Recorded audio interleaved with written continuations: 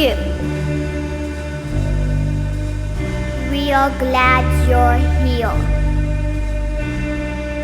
We made another podcast made for you. Settle in to a comfy spot and listen closely to what you hear. In the twilight, we are here. Together we will let go of fear. We thought we had forgotten these dreams, but our inner child remember. Leavenworth, summertime, and with ice cream. What do you remember? Think on those things, and these conditions guide you. Goodbye, have a good day.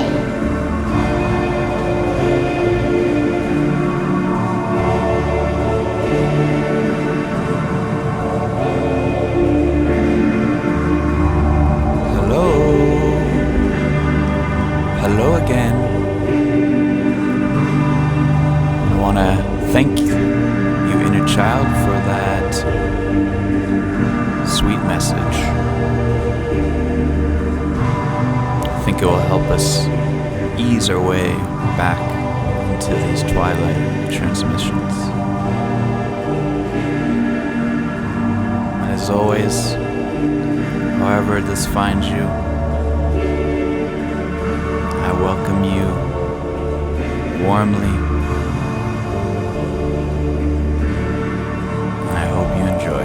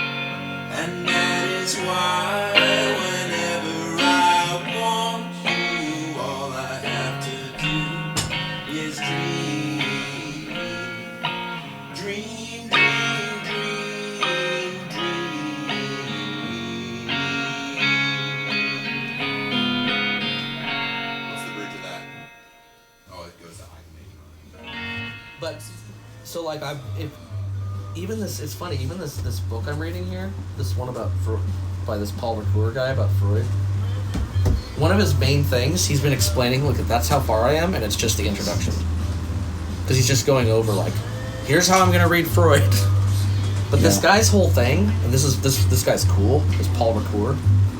He wrote a book called The Origin of Evil or something, and this guy just does hermeneutics, so it's all about interpretation. How do you do proper interpretation? And he wanted to do the hermeneutics on the origins of evil. So he was studying the stories in different mythologies and religions, including Christianity, Judaism, Islam, about where does evil come from? Greek mythology, other religions, all this stuff. And he ended up finding this similarity between all of them. This is a conversation we've come back to over and over again. And that is that the story of the evil, the origin story for evil, and so just think about Eve and the serpent and stuff. And he gives all these examples from outside of Christianity, they're the same. The evil is always brought up But the context of how the evil brought up is always in how the power is going to resolve the problem. So it's really not about evil, it's really about like reconciliation, is what the story's about. These stories. He talks about the guy that stole the fire from the gods, like a bunch of these stories, you know. And so he got it, and so this was his like how he became known, writing about this. And so in this book he's talking about how there's these different ways of thinking about language and hermeneutics. And he says that there's the way of religion and mythology, this, and Carl Jung would like fit right into this, is that you interpret words as symbols, and these symbols always have multiple meanings and ambiguities. And so and he says that these kinds of words, these kinds of symbols actually like ask something of you, like they make you ask you to respond to them and think, and there's like a demand in some way. That's the hermeneutics of symbols or something. And then the other hermeneutics, the hermeneutics of suspicion. And here he talks like Marx, Nietzsche, Freud. And what these guys did is instead of opening up, like these symbolic language, mythological and religious language opens up things, they wanted to take away things and get to just the core truth that you could say, not just in a phrase, but like use a symbol, like a mathematical symbol, and which Freud does. Sometimes he'll use mathematical equations. And so they're taking away. So one is opening up and one is taking away. But he says they're both valid. They're just different ways of doing it. He says that what makes Freud so interesting is that he's always doing both. Because, and right, as soon as he started talking about this evil thing, I was like, that's why he's interested in Freud, because Freud has the band of brothers who gather together and kill the father, and that's the basis of all of like civilization for Freud.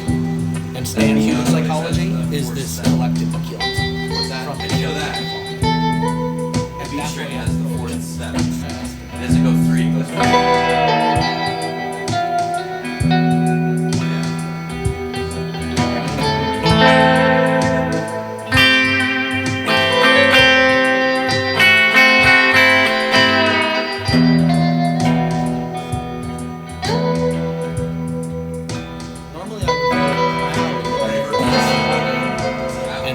Show a commercial. I don't want that. Who wants these things? I don't even understand it. I don't want a new car or whatever. And like, it's been a thing of pride for me in a way to be like, yeah, I don't desire things. Like, I only desire a few things. They're very specific. But there comes a point when you keep deconstructing where at what point do you lose libidinal like objects altogether? And you start not wanting anything. Then you're in full death drive, and that's not a good thing. In contradiction to like a Buddhist type of, because then you just give into death drive and not do anything. Basically, I'm not saying that that's the Buddhist path. I'm saying along this route, if you give in to the death drive, like is tempting to me. Like death drive isn't violent; it's the opposite. Death drive is me just laying in that bed and not wanting to get up. Which I don't do, because I mean, I would like to breathe it. But like not wanting to leave the house. Or do anything. Yeah, maybe it's more comfortable. Anticipated. Well, the scary thing, this is what's scary.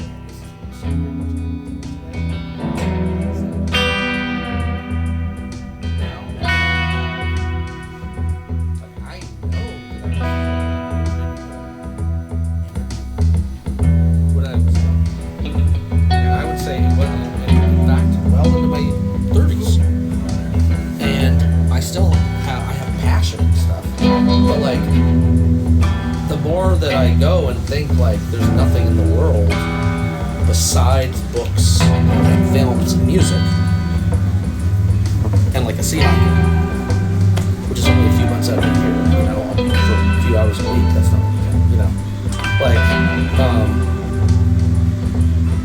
I'm the opposite of a teenager who thinks if I'm not with this person, I'm gonna kill myself. Because what do I even need? Hardly anything. And that's kind of concerning. Like, you need to believe someone in the world.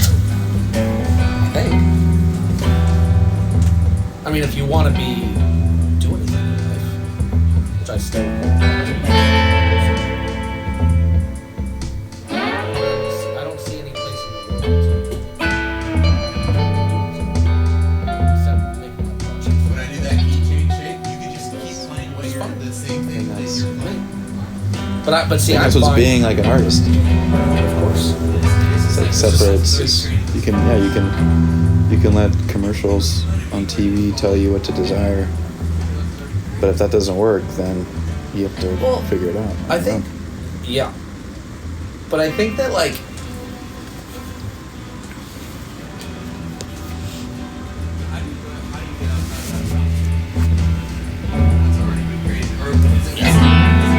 point is, This like this format, whatever, right? You know what I mean? Well, that's what's the genius about like 12-bar blues is But it's like a legacy being passed down. yeah, and it's the chords don't matter. It all becomes about your own like spin on it and your own like adding your own. No. But you're talking about libidinal. Like I'm saying, like if you're not having desire to work, I'm not talking about. Well, I am. Yeah. I'm equating. yes, you're doing it right. Well, this is when I realized, like, when that one day when I realized, oh my god, like, a Seahawk win gets me more excited than anything else in my entire life. Like, that's not good. That could be good for somebody else. And I was like, I need to live in such a way where I have stakes in my life. And I found that.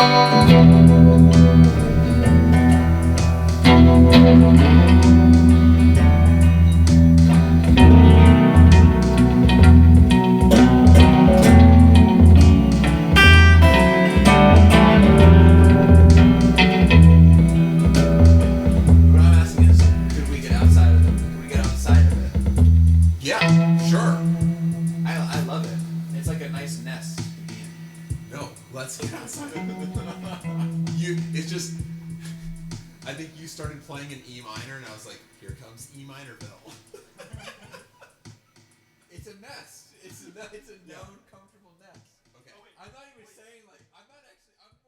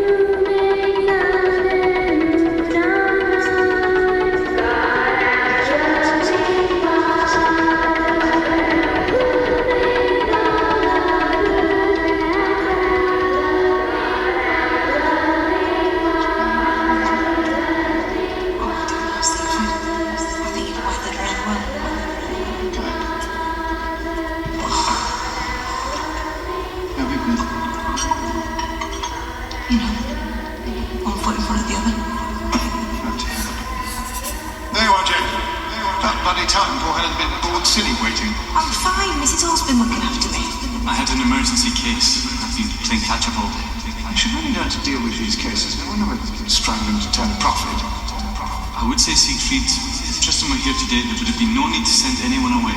I want him with me until he serves some time under my supervision. He's more than capable.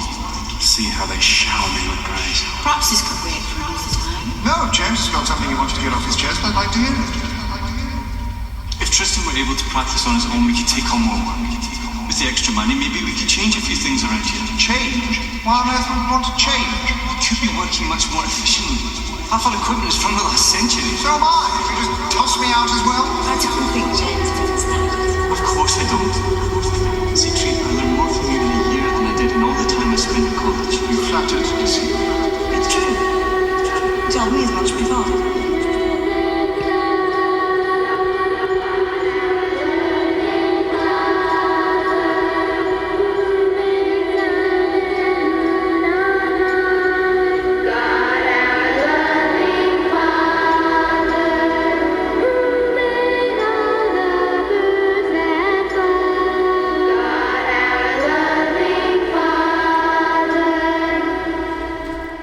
God, our loving Father.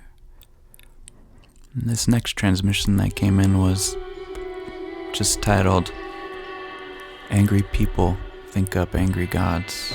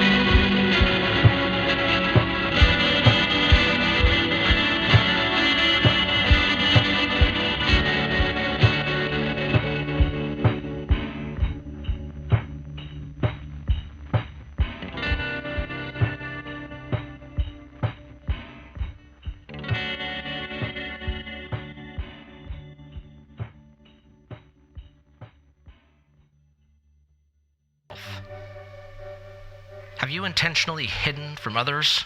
I suppose we all do that in some kind of way. When I was little, my favorite game was playing hide and seek. In hiding, one's greatest joy and fear is to be found. And what would be the worst possible result of hide and seek? To never be found. I can imagine it. A kid finds the perfect hiding place. Let's call her Sarah. At first, Sarah is thrilled. I found the perfect spot. They'll never find me here. She feels such pride in her exquisite invisibility. She will be the victor. A half hour goes by. Her friends yell and run and laugh. Sarah continues to feel the ecstasy of this ideal place. They will never think of looking here. She hears one of the kids who's not that far from her. Where the heck is Sarah? I've looked everywhere. I don't know. Sarah does her best not to laugh. She covers her mouth to hold back any sounds. Not long after that, there aren't any voices anymore. Her friends all went back to their homes for dinner. Sarah thinks to herself, I'll stay here until my parents try to find me. Sometime later, she hears more voices. Sarah, where are you? Hello? Sarah, come on home for dinner. Let's see how long they look. She wants to see how intensely people will search for her. Now imagine that she stays in her hiding place still. Soon the police are there looking as well. But Sarah stays in her hiddenness. A few days go by. No one is calling anymore. She hasn't been found. Her joy turns to despair. She disappears. The worst thing that can ever happen to you is to hide and then never be found.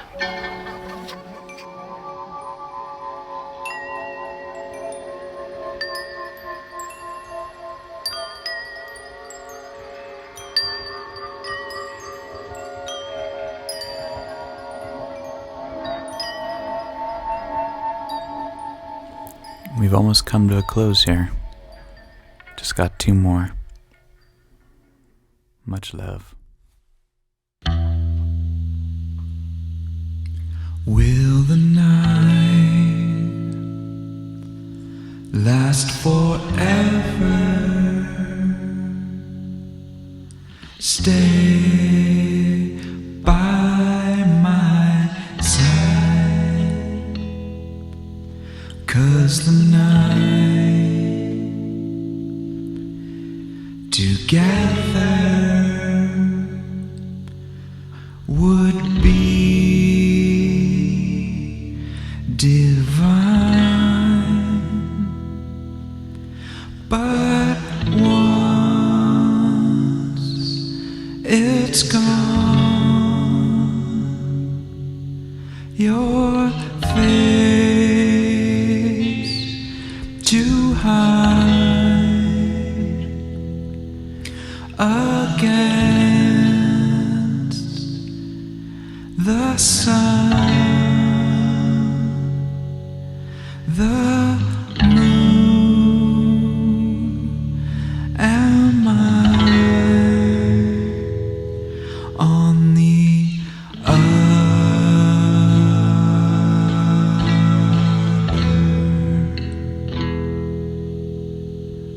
side, so blind, so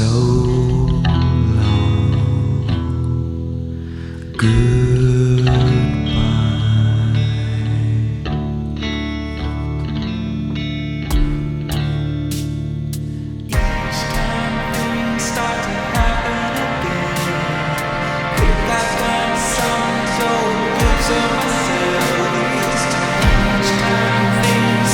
happen